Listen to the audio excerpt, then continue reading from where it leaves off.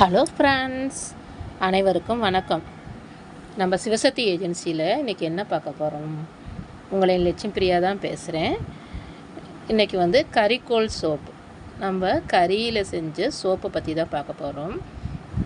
இந்த கரித்தூள் முகத்தில் இருக்க எண்ணெய் பிசுக்க உறிஞ்சி சருமத்தை நல்லா வச்சுக்குவோம்.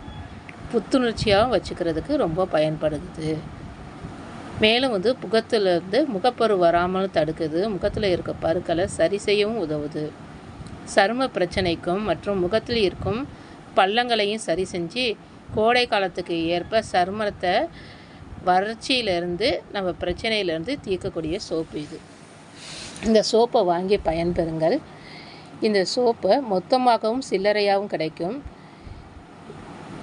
உங்கள் வருமானத்தையும் ஈட்டிக்கொள்ளுங்கள். அனைவருக்கும் மிக்க நன்றி.